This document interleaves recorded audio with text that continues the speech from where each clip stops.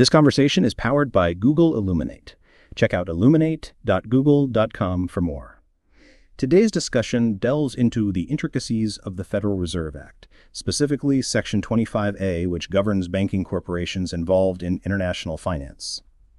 It's a complex area, but crucial to understanding the global financial landscape. Indeed.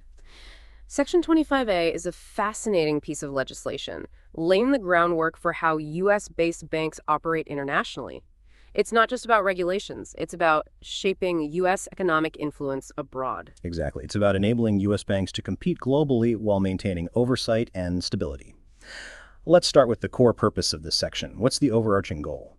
The primary aim is to foster the growth of U.S. international banking, enabling these corporations to compete effectively with foreign banks, both domestically and internationally. This includes facilitating international trade and supporting U.S. businesses. So it's not just about allowing U.S. banks to operate overseas, but about giving them a competitive edge. Let's unpack the organizational structure. The Act specifies the formation process, requiring a minimum of 5 natural persons. What's the significance of this structure? The requirement of at least 5 founders likely aims to ensure a degree of stability and oversight from the outset. It prevents single-person ventures and promotes a more robust corporate structure. The Act also emphasizes the role of the Secretary of the Treasury as a fiscal agent, highlighting the government's involvement. And the declared purpose goes beyond simple competition. It explicitly mentions supporting U.S. exporters and importers and stimulating competition within the U.S. banking sector itself.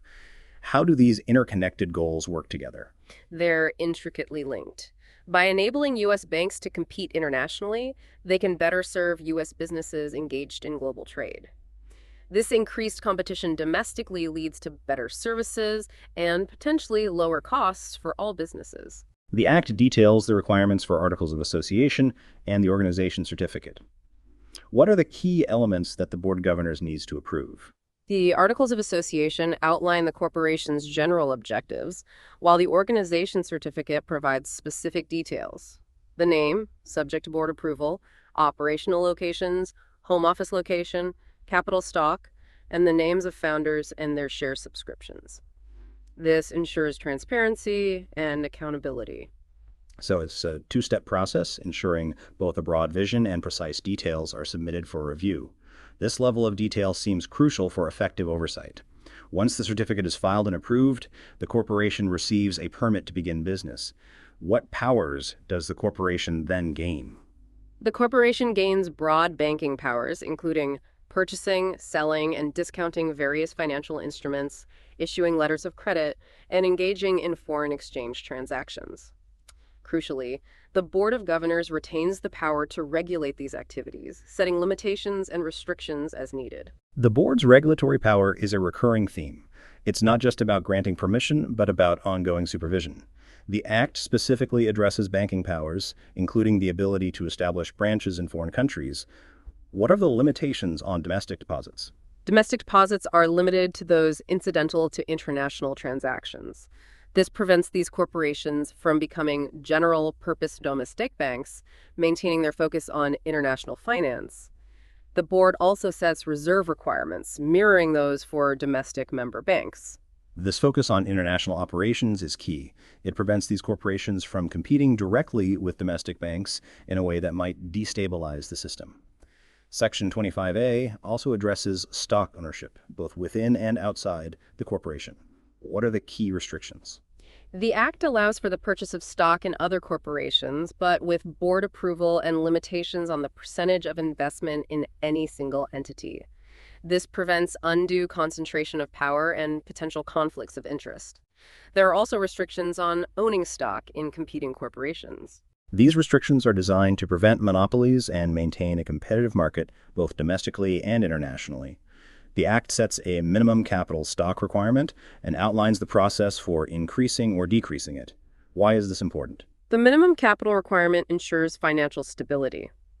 The ability to increase or decrease capital allows the corporation to adapt to changing market conditions. The Act also mandates that a majority of shares be held by U.S. citizens or entities, reflecting a national interest in these institutions. The citizenship requirement is a clear indication of the government's desire to maintain control and influence over these internationally operating banks.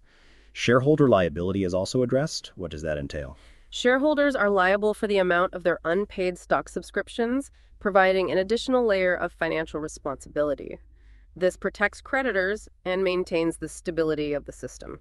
The Act outlines procedures for forfeiture of a corporation's charter, for violations, voluntary liquidation, and the appointment of receivers. What's the purpose of these provisions? These provisions are crucial for maintaining regulatory control and protecting the financial system.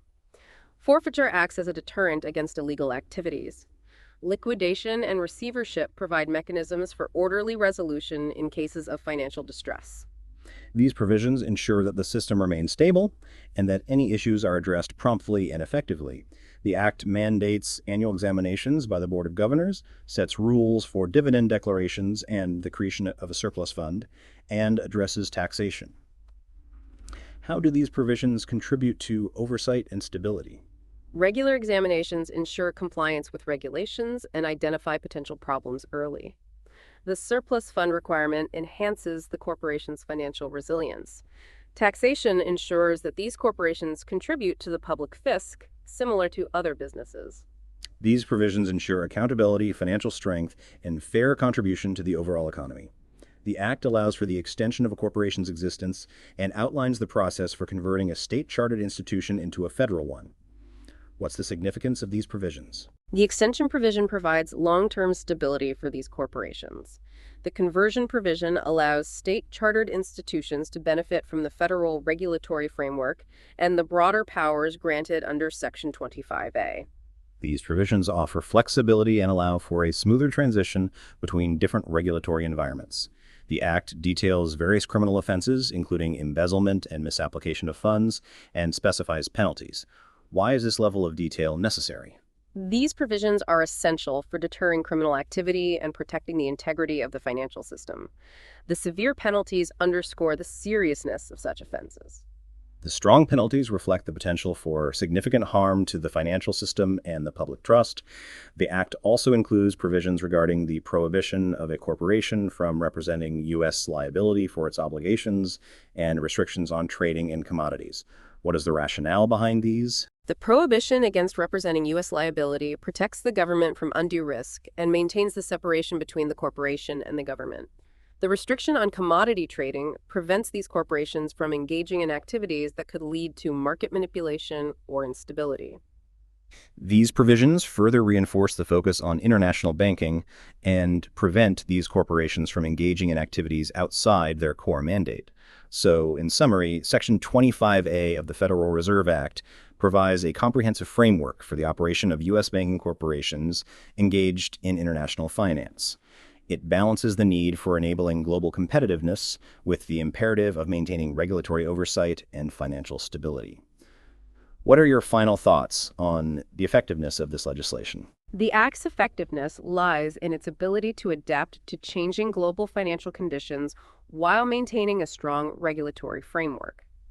The Board of Governors' ongoing role in reviewing and revising regulations is crucial for ensuring its continued relevance. However, the ongoing challenge is to balance the need for flexibility with the need for robust oversight to prevent systemic risk.